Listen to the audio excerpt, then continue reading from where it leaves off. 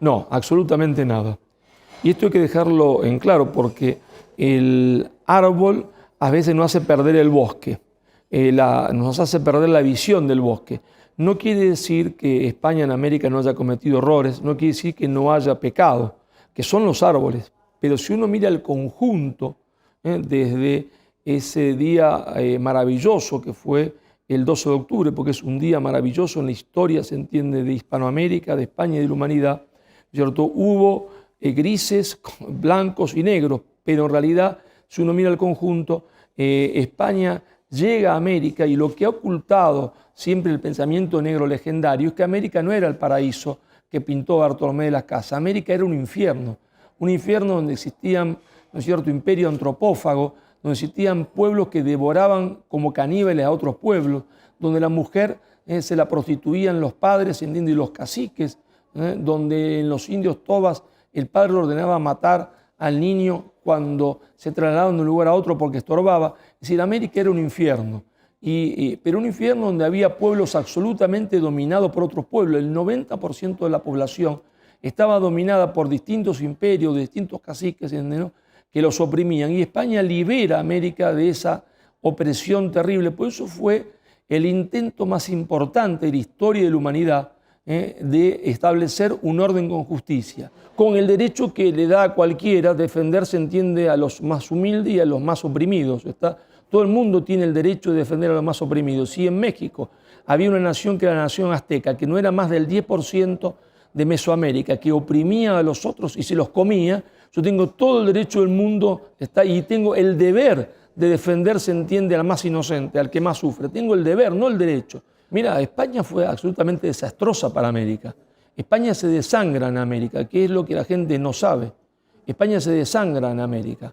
Fue desde el punto de vista económico absolutamente desastroso. Empezar por la mitología del oro de América, ¿se entiende, no? Cuando la principal exportación de oro no se hizo nunca desde las colonias españolas o de Hispanoamérica o de los virreinatos, sino que se hizo desde la América lusitana. Pero no hay leyenda negra de la América portuguesa, ninguna.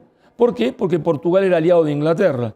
Hay leyenda negra porque España era, se entiende, quien enfrentaba a Inglaterra, entonces y a Holanda. Entonces hubo una leyenda negra, pero nadie habla, se entiende, de que las principales minas de oro de todo Iberoamérica no estaban en territorio español, sino que estaban en territorio portugués. ¿Y por qué nadie habla de esto? Bueno, para empezar, primero no había imperio español. El imperio español se va construyendo, ¿no es cierto?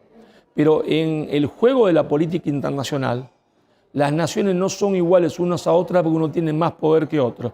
Y entonces las naciones compiten por el poder, Inglaterra miraba, se entiende, a América como el gato mira al canarito. Se quería comer a América. Y resulta que América, se entiende, había llegado a España y estaba realizando una obra civilizatoria, se entiende, y que hoy llamaríamos de desarrollo porque se fundaron universidades, escuelas, pero Inglaterra deseaba, se entiende, quedarse con Hispanoamérica. Intentó derrotar militarmente a España y no pudo, y entonces, no pudiendo derrotarla en el plano de la política, intentó derrotarla en el plano de la propaganda política y de la cultura. El principal odio a España proviene, se entiende, de los propios españoles. El principal odio a España proviene de los odios a los propios españoles y proviene hoy, se entiende, quien gobierna España, del progresismo que hoy gobierna España. Me decía, se entiende, un dirigente socialista histórico, ¿se entiende? Un dirigente socialista histórico, lo peor que le puede pasar al Partido Socialista y lo peor que le puede pasar, se entiende, a España, es que gobiernen estos muchachos, porque estos muchachos odian a España. Entonces el principal odio a España viene hoy de los propios españoles, viene del gobierno español. Es el primero que odia a España y todo lo que España significó. Naturalmente, si España no se defiende a sí misma, imagínate, yo en clase empiezo a hablar y los alumnos me dicen: profesor, dice, pero si los españoles dicen que todo lo que usted dice es mentira y es cierto, toda la leyenda negra. Bueno, entonces yo que voy, no hablo más, porque a confesión de parte relevo de pruebas. Si el mismo acusado dice que es culpable, bueno, ya está, que voy a defenderlo. Jódanse, ¿entiendes, no? Porque el gobierno defiende eso, ¿verdad? Bueno, entonces ya está.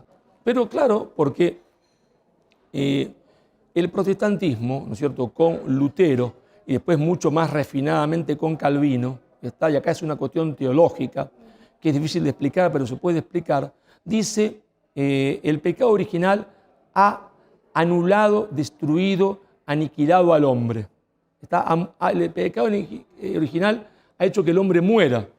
La teología católica le contesta que no, que el pecado original ha herido al hombre, pero no lo ha, se entiende, no lo ha sepultado. Y entonces dice, primero Lutero, pero más refinadamente Calvino, el pecado original ha herido al hombre de muerte, lo ha pulverizado, y entonces uno le preguntaba a Calvino, entonces, ¿para qué vino Cristo? Para salvar a algunos elegidos, para salvar a algunos elegidos que van a ser el pueblo elegido. Cuando los protestantes se encuentran en América del Norte con, se entiende, la población india, dicen, esto es el reino del demonio, ¿está? Y estos hombres están muertos por el pecado original. Entonces, ¿qué hay que hacer con ellos? Porque están muertos por el pecado original, terminar de matarlos, está ahora materialmente. Y España dice todo lo contrario. España dice, el pecado original no ha, se entiende, hecho la aniquilación del hombre, lo ha herido, pero no le ha dado condena a muerte, ¿está? Y por lo tanto se lo puede redimir por la fe. Perdón tienen que perder los ingleses, que fueron el imperialismo más atroz de la historia de la humanidad, que con Churchill condenaron a la muerte a 4 millones, se entiende, de indios, a hambre, ¿está? Para que no pasara hambre, se entiende, las tropas, se entiende, inglesas en África del Norte.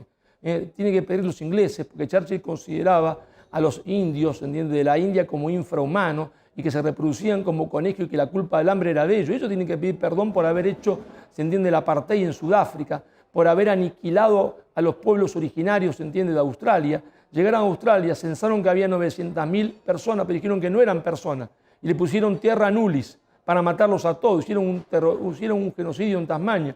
Ellos fueron los que instauraron en América del Norte la política de que el mejor indio es el indio muerto. Eso es lo que tienen que pedir perdón.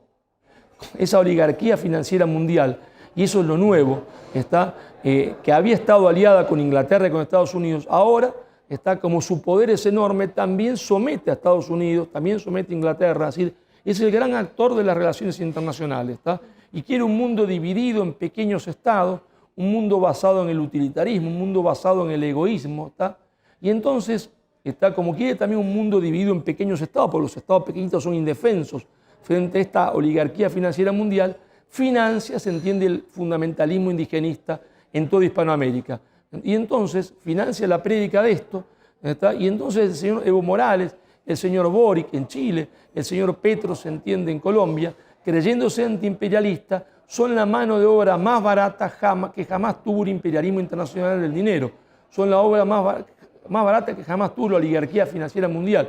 Es decir, son unos tontos útiles, ¿está? Porque sirven a los fines totalmente contrarios de lo que ellos quieren lograr, porque van a terminar partiendo Hispanoamérica en centenar de naciones, una nación guajira, una aymara, una mapuche. Y entonces, ¿qué seremos? Segmentos indiferenciados del mercado mundial, mucho más indefensos de lo que somos ahora. Bueno, el indigenismo nos conduce absolutamente al fracaso, por eso nosotros tenemos que revertir la historia, ¿está? Porque lo que hay hoy es una dictadura de lo políticamente correcto.